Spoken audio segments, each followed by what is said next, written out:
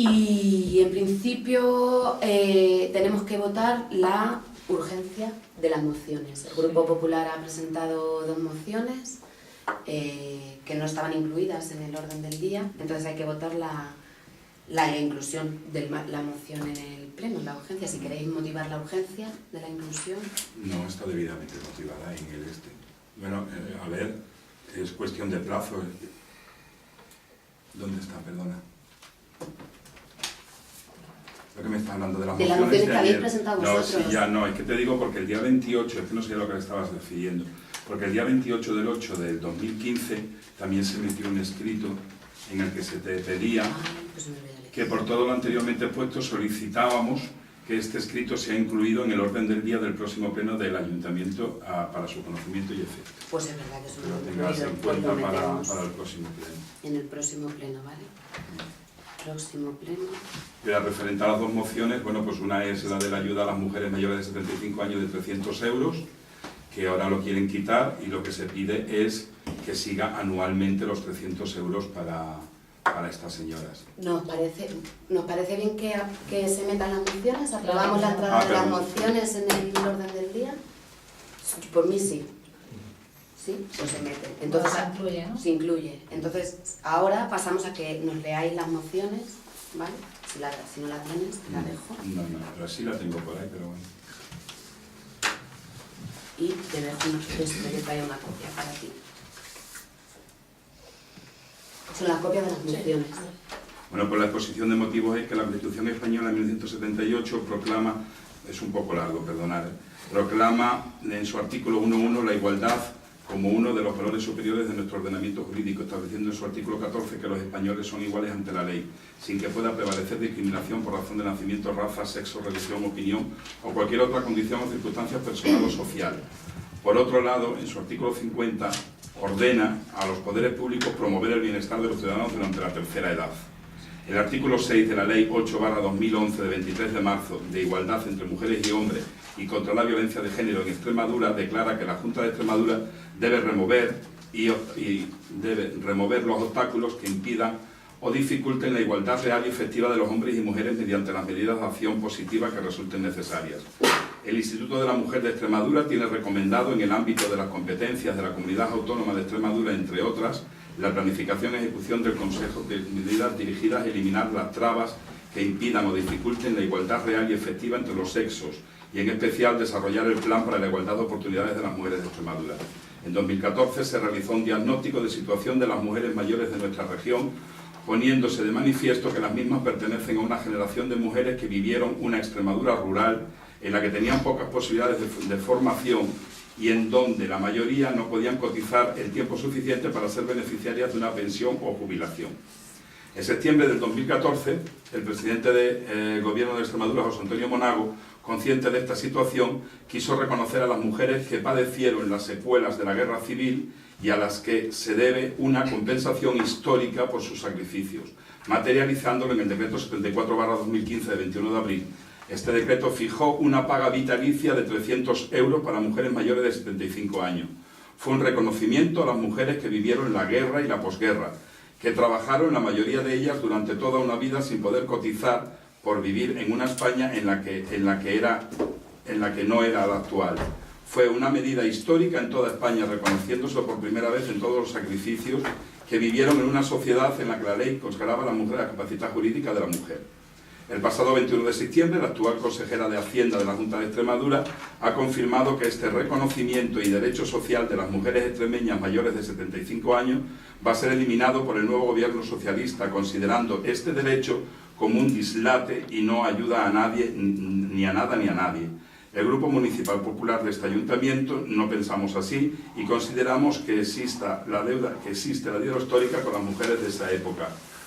Por todo ello, solicitamos al Pleno de la Corporación Municipal para su aprobación el siguiente acuerdo. Primero y único, que es instar a la Junta de Extremadura al mantenimiento del Decreto 74/2015 de 21 de abril, por el que se establecen las bases reguladoras de las subvenciones destinadas a incrementar los niveles básicos de bienestar de las mujeres mayores en el ámbito de la Comunidad Autónoma de Extremadura, manteniendo así el reconocimiento a las mujeres extremeñas que padecieron las secuelas de la posguerra y a las que se debe una compensación histórica por sus sacrificios.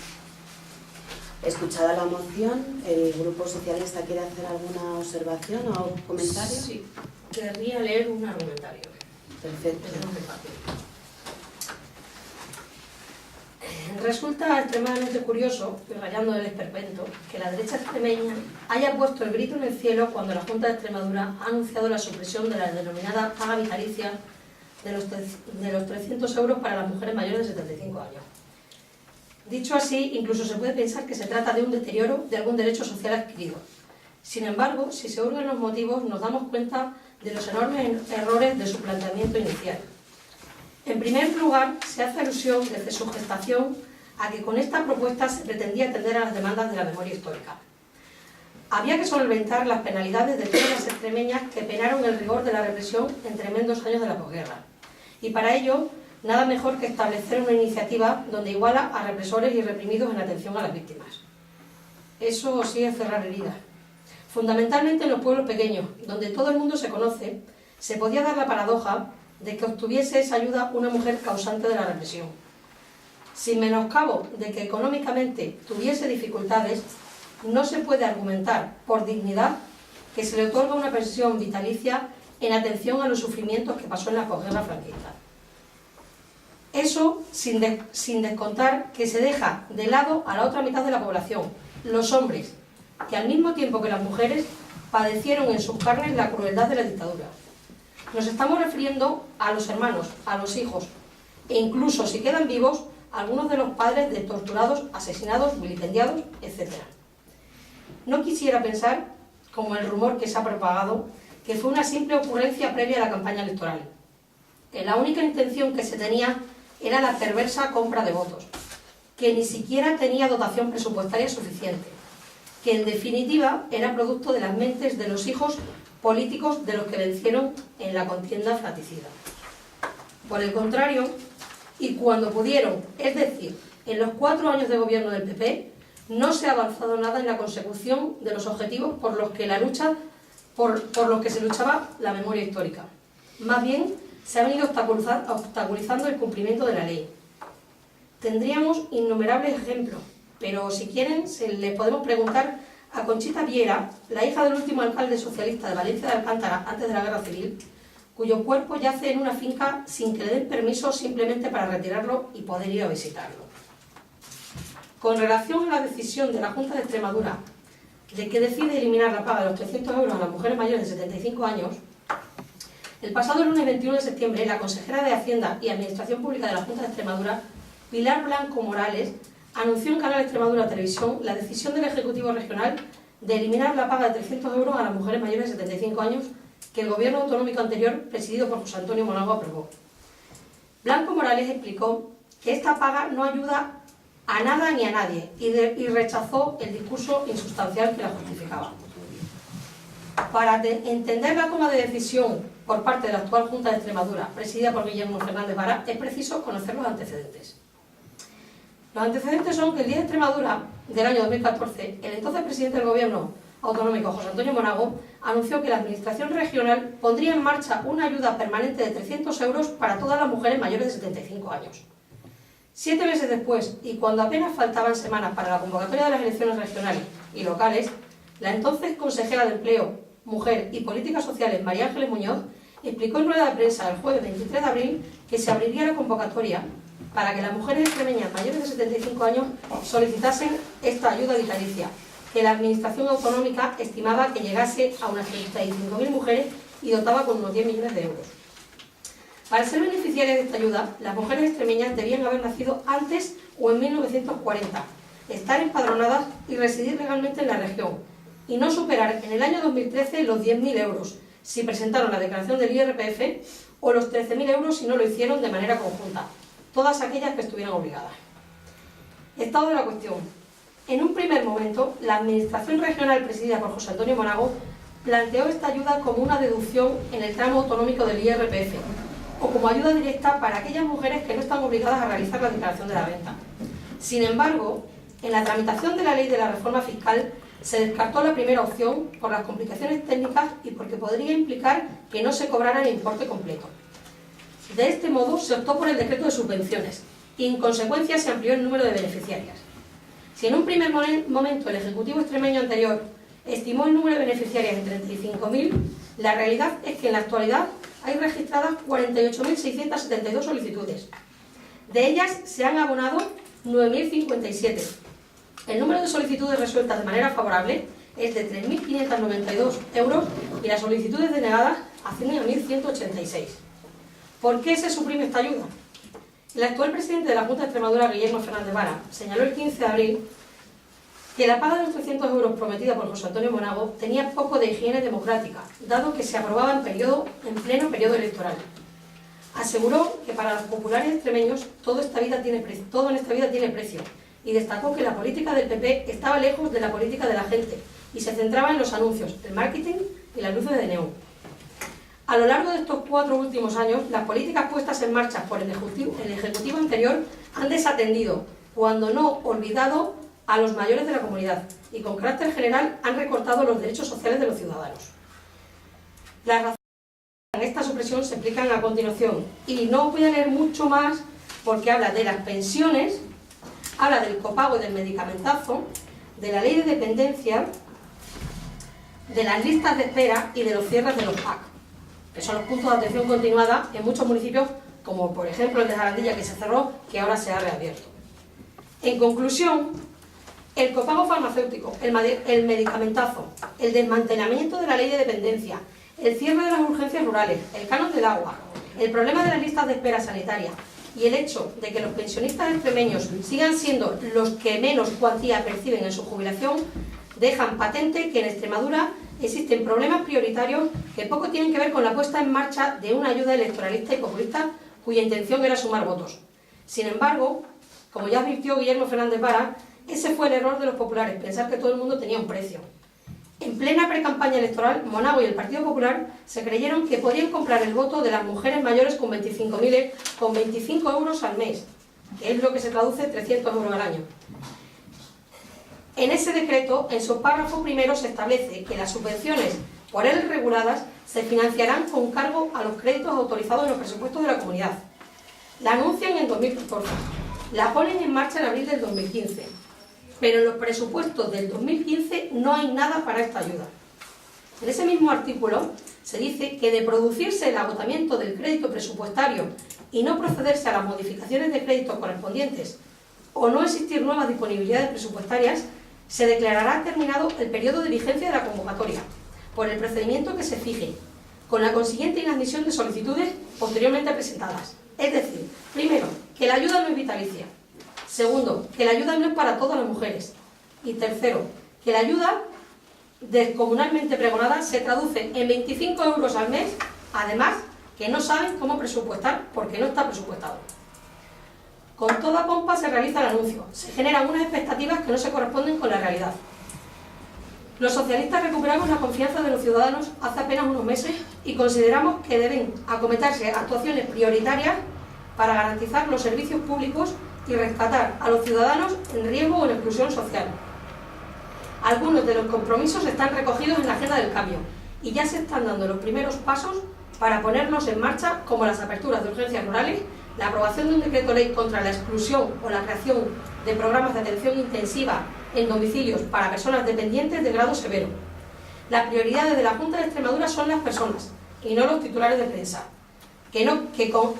y las luces de neón que comprometen nada más y nada menos que 10 millones de euros de los ciudadanos para medidas electoralistas, cuando existen familias en la región en situación de pobreza y pendientes del cobro de ayudas como la renta básica para subsistir.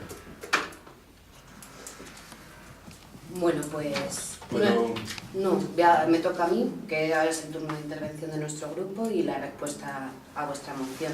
En primer lugar, decir que es una moción que supera el ámbito local y que además entendemos que puede estar muy vinculada con las elecciones del 20 de diciembre, lo que nos sorprende porque este foro es para trabajar juntas, pero bueno, En relación a esta moción específicamente, en los últimos años de gobierno de Rajoy y Monago, las y los pensionistas han visto cómo se mermaba su capacidad adquisitiva debido a las políticas del Partido Popular, que por un lado congelaban las pensiones o las subían un vergonzoso 25%, muy por debajo de la subida del IPC, al tiempo que subía el IVA, el canon del agua, el IBI y se establecía el copago farmacéutico. Todo esto ha provocado una bajada real de las pensiones que ha castigado más a las pensiones más bajas, que son las mayoritarias en nuestro municipio.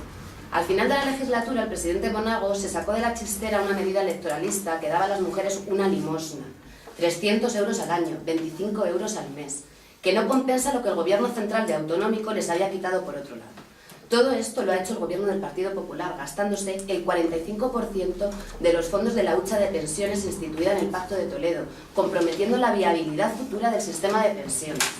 A nuestra agrupación de electores no le gusta que se recorte ni un euro las pensiones bajas y esperamos que el nuevo gobierno autonómico y el próximo gobierno central que se constituya se esfuercen por apoyar a las pensionistas y los pensionistas, que además en estos momentos de dura crisis están sosteniendo en muchos casos a toda la familia. Pero no podemos votar en contra de que se eliminen programas claramente electoralistas, paternalistas e injustos, como los que viene usted a defender aquí hoy. Nos parece pura demagogia apelar a la ley de igualdad entre hombres y mujeres para defender una medida que ni garantiza la igualdad ni solventa la independencia económica de nadie, o la compensación histórica a las mujeres de la posguerra, mientras se mantienen posturas en lo local de encarecimiento de los servicios sociales básicos como la ayuda a domicilio y no se aplica la ley de memoria histórica, que es una de las pocas herramientas para la compensación histórica y la reposición de la dignidad. Les invitamos a que dejen de utilizar este foro local para dorar la píldora a su partido político y lo utilicen para proponer medidas específicas en lo local que realmente mejoren la calidad de vida de las mujeres que conforman este municipio. Por lo tanto, pasamos a votar la moción. ¿Votos a favor? ¿Votos en contra? Yo también lo que quiero que quede claro es que no he tenido derecho a réplica, ¿vale?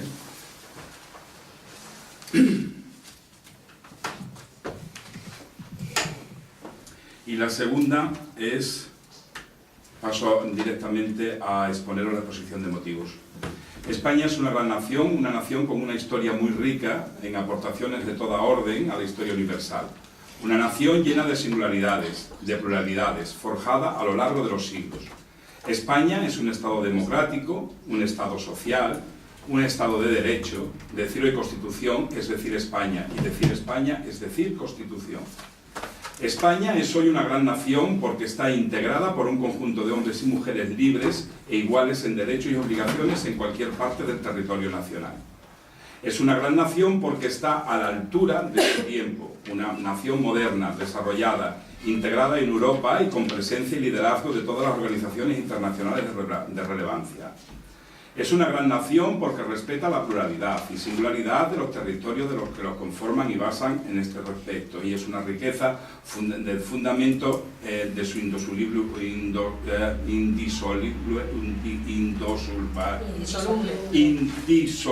unidad.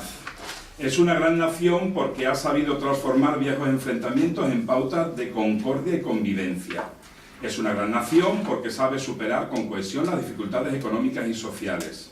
Es una gran nación porque la sociedad española hace la solidaridad de su mayor virtud. Es una gran nación porque es de todos los españoles, vivan donde vivan, y es de todas las tradiciones y de todas las sensibilidades. En definitiva, declaramos que los españoles de cualquier parte del territorio nacional tenemos derecho a seguir siendo españoles libres, iguales, con obligaciones y derechos fundamentales garantizados por la Constitución. Por todo ello, solicitamos al Pleno de la Corporación Municipal para su aprobación lo siguiente. Primero y único, instamos a todos los poderes públicos, administraciones públicas y sociedad civil, 1. A poner en valor la cohesión y la unidad de España, 2. A respetar los derechos y libertades fundamentales de todos los ciudadanos y a que estos se desarrollen garantizando la convivencia y la concordia entre todos los españoles, 3. A poner en valor la fortaleza democrática de nuestras instituciones, 4. A la puesta en valor y defensa de nuestra soberanía nacional, que no es ni vulnerable ni fraccionable. Y 5. Instamos a todos ellos, a todas las instituciones y a la sociedad española, a la defensa y puesta en valor de nuestro Estado de Derecho, de nuestros principios y valores constitucionales, de nuestro sistema de libertades. Y eso es todo. ¿El Grupo Socialista quiere responder? Efectivamente, en la Constitución pone que España se constituye en un Estado social y democrático de derecho y que propugna como valores fundamentales del ordenamiento jurídico la justicia, la igualdad, la libertad y el pluralismo político. Y también dice en su artículo 2 que la Constitución se fundamenta en la indisoluble unidad de la nación española, patria común e indivisible de todos los españoles, y se reconoce y se garantiza el derecho a las autonomías de nacionalidades y regiones. Y precisamente porque lo pone en la Constitución, hay que cumplirlo, los poderes públicos y los ciudadanos. Entonces, creo que no hay lugar a instar a nadie a reconocerlo, porque está reconocido en la Constitución. Eso desde mi punto de vista. Y ahora, desde el punto de vista del partido, hay un argumentario de la unidad de España. Y os lo voy a leer, y aunque resulte pesado, lo voy a leer, porque estoy de acuerdo 100% con él. En la historia de España, la democracia y la descentralización política del Estado siempre se han necesitado mutuamente. Han sido realidades inseparables. El centralismo solo ha logrado imponerse sacrificando la libertad política. La lucha por la democracia ha estado ligada a la defensa de la diversidad y la reivindicación de un Estado plural y descentralizado, lo cual, por otra parte, es plenamente congruente y respetuoso con su propia formación histórica. España nació de la diversidad y solo desde ella es posible garantizar la libertad y la convivencia entre sus pueblos. A partir del gran pacto político de la transición, plasmado en la Constitución del 78, hemos construido entre todos una democracia firme y estable y un modelo de convivencia pacífica, del que nuestro país careció durante demasiado tiempo. Una pieza esencial, uno de los principales pilares sobre los que se ha sentado el éxito de la democracia española, ha sido la creación y el desarrollo del Estado de las Autonomías. La transición fue un gran pacto político que incluía como pieza imprescindible un gran pacto territorial. El modelo autonómico español ha sido un éxito, no solo por su contribución decisiva a la consolidación de la democracia, sino porque ha cambiado para bien la configuración de la sociedad española y ha actuado como un motor del progreso y de la cohesión, de superación de las terribles desigualdades territoriales del pasado. Las comunidades autónomas han desempeñado un papel protagonista en la construcción del estado del bienestar y en la consolidación de los derechos y servicios públicos esenciales para los ciudadanos, como la sanidad, la educación, los servicios sociales, las pensiones o la igualdad entre hombres y mujeres. Además, fue capaz de integrar en un proyecto común a nacionalidades históricas definidas por sus respectivas identidades políticas, culturales y lingüísticas. En definitiva, el Estado de las Autonomías, al contrario de lo que creen sus detractores, ha sido el instrumento más eficaz de vertebración nacional y de cohesión social. Ha sido y tiene que seguir siendo uno de los pilares más sólidos de la unidad de los pueblos de España. Por eso, los socialistas seguimos creyendo en el Estado de las Autonomías. Ayudamos decisivamente a construirlo, lo hemos desarrollado desde el Gobierno de España y desde los gobiernos de las comunidades autónomas y lo seguiremos defendiendo como el único marco político viable de una España moderna, libre y democrática. Pero somos conscientes de que, al igual que sucede con otros elementos esenciales de nuestro sistema político, el Estado de las Autonomías necesita hoy una profunda revisión y una actualización urgente. Y ello principalmente por tres razones. La primera, el Estado autonómico, tal y como quedó dibujado en la Constitución del 78, tenía mucho de tentativo.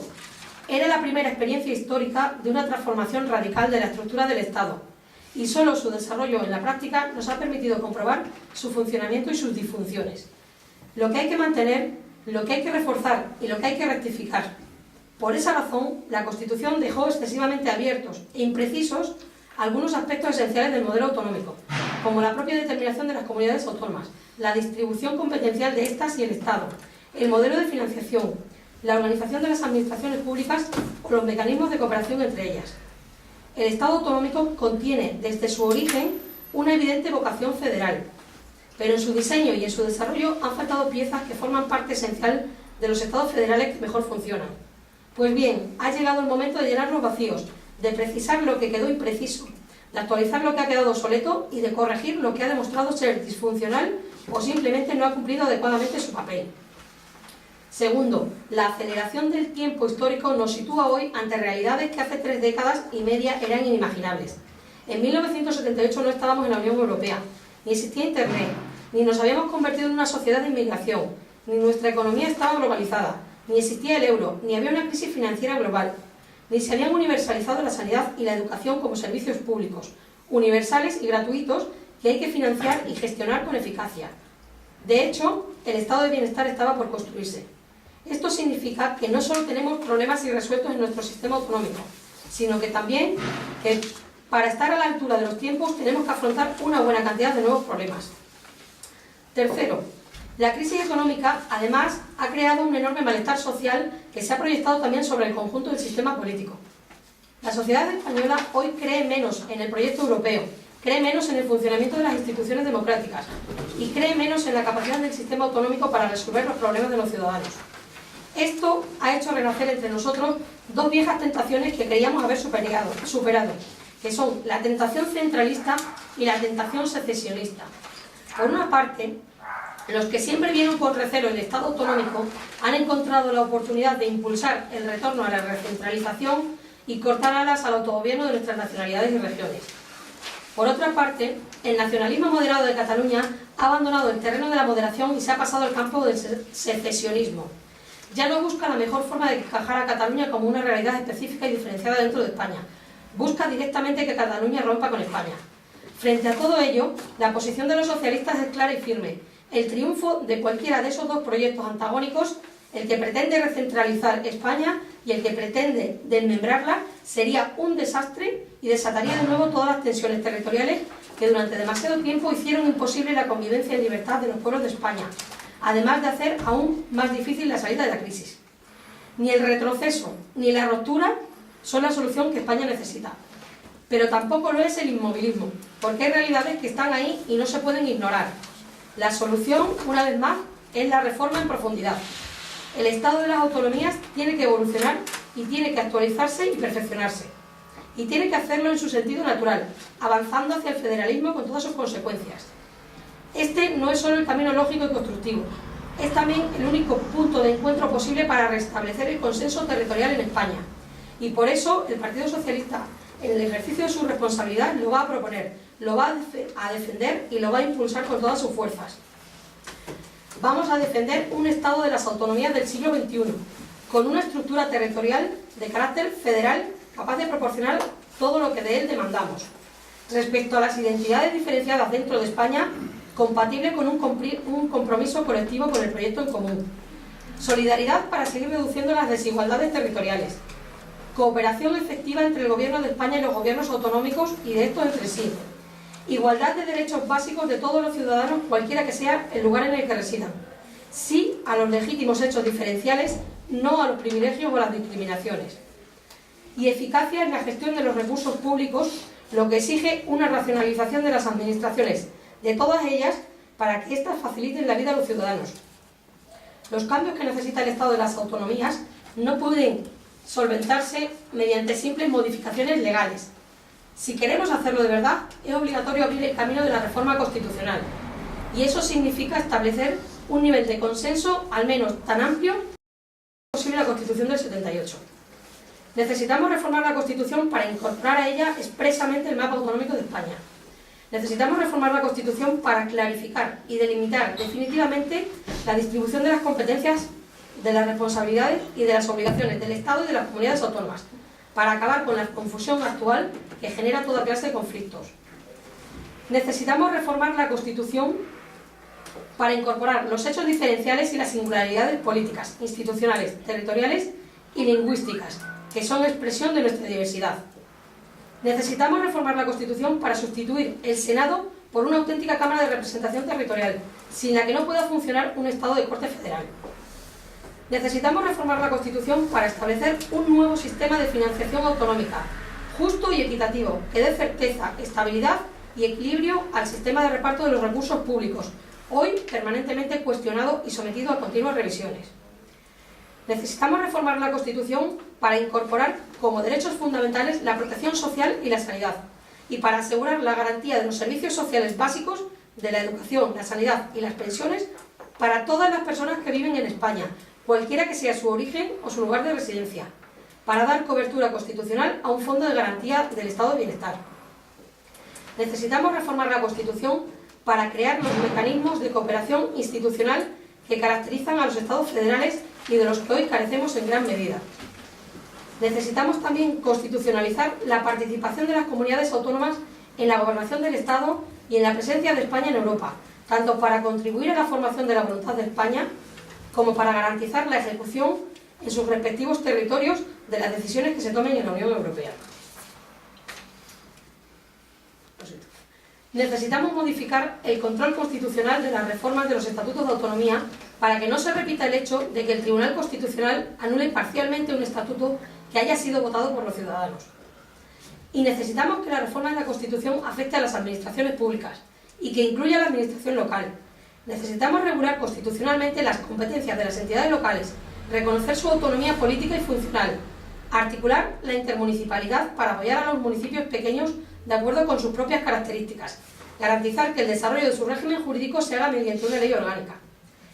En la situación actual, España no solo necesita una gran concertación económica y social para salir de la crisis, necesita renovar el pacto para reformar el sistema político y construir la democracia del siglo XXI.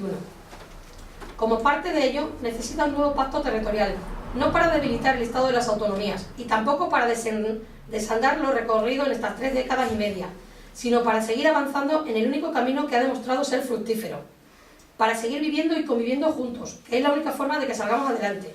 El Partido Socialista está dispuesto a levantar esta doble bandera, la bandera de las reformas y la bandera de los consensos. Estamos dispuestos a compartir y debatir ideas e iniciativas, a hablar con todos y de todo, a tender puentes en lugar de volarlos, como algunos parecen desear. Estamos en mejor posición que cualquier otra fuerza política para hacerlo, porque es lo que hemos hecho desde el primer día de la democracia, impulsar todas las reformas y participar en todos los consensos. Queremos hacerlo porque el estado de las autonomías es en buena medida el fruto de nuestro esfuerzo, y la tarea de hoy es reformarlo, precisamente para salvarlo de las tendencias contrapuestas que lo amenazan. Y estamos dispuestos a hacerlo porque responde a nuestros principios y porque sentimos que es nuestra obligación histórica con España. La cohesión y la unidad de España no va a ser permanente porque lo digamos en un papel. Debe serlo porque todos y todas los españoles nos sintamos cómodos en la convivencia diaria, en esa convivencia que debe reflejarse en las distintas realidades que tenemos en este país. La realidad de Cataluña, la del País Vasco, la andaluza y también esta, que parece que les ha importado bastante poco. Sabemos perfectamente que lo que menos nos interesa, lo que menos les interesa a los demócratas, a la gente moderada, son las soflamas, las confrontaciones, los enfrentamientos y los silencios. La persona que más silencio ha guardado en los últimos años se llama Mariano Rajoy. La persona que aún no ha dicho cómo va a solucionar el problema de Cataluña y que ha utilizado todo tipo de amenazas y ecuaciones para que los independentistas se lo piensen en vez de amenazar, en vez de ecuacionar, que se siente y que piense cómo vamos a solucionar este problema. El problema es claro.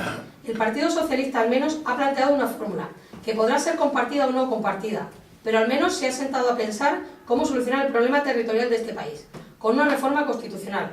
Gustará más o gustará menos, pero ya ha puesto algo encima de la mesa. Estamos de acuerdo en que ningún ente debe situarse por encima de la soberanía popular.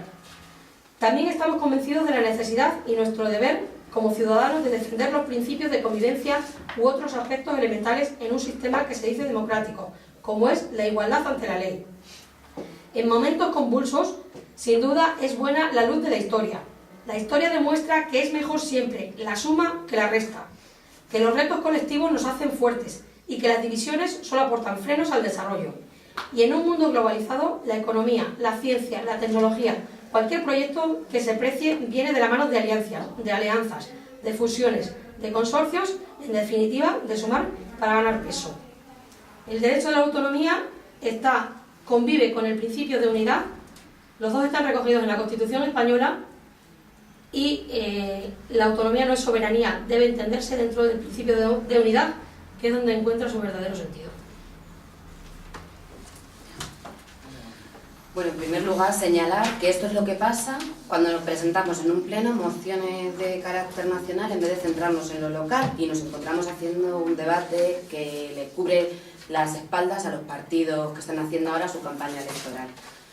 Me parece también de muy mala educación que se presente una moción y que estén dando una respuesta y estemos whatsappeando en vez de escuchando lo que nos están contando los compañeros, porque para esto es este foro. Y para terminar, dar respuesta por parte de nuestra agrupación a esta moción y votarla. Es nuestra humilde opinión que quienes privatizan la sanidad, acosan la educación pública con recortes en todos sus niveles, no pueden dar lecciones de españolidad.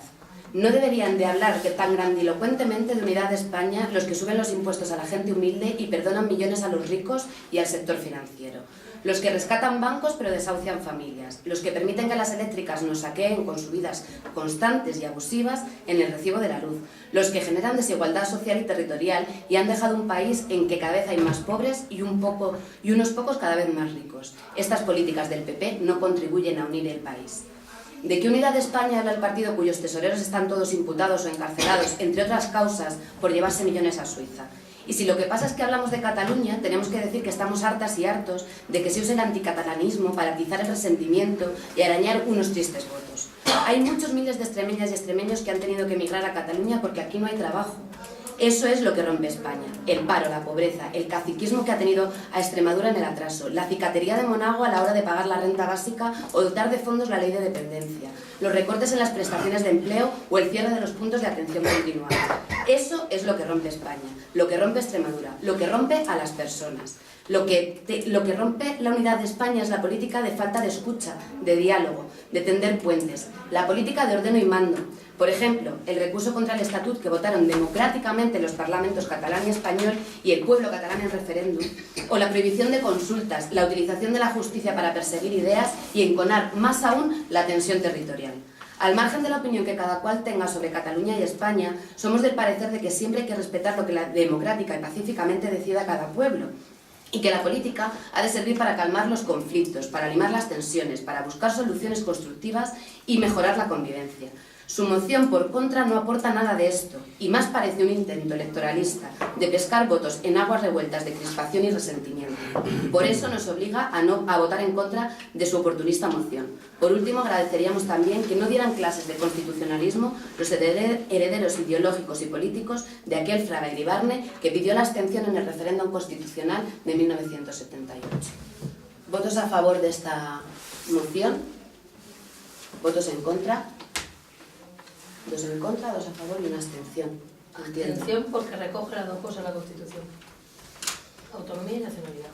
Hay un punto de ruegos y preguntas. Si alguien tiene algún ruego, alguna pregunta. Y fuera de pleno ya. Yo, ¿un ruego? sí, que cuando se produzca una moción, que no se prolonguen tanto las intervenciones, que yo creo que el efecto positivo que puede tener el dar argumentos y demás se convierte en negativo porque podemos llegar al problema de aburrir a las ovejas. Y que se tenga derecho a réplica, lo que aquí se nos ha negado hoy en el pleno, ¿vale? El derecho a la réplica. Se nos ha negado el pleno el derecho de réplica, pero se les ha concedido que entrara en moción como urgente cuando no ha cumplido usted los plazos. Pero eso no tiene nada que ver una cosa con la otra. Perfecto. ¿Alguna cosa?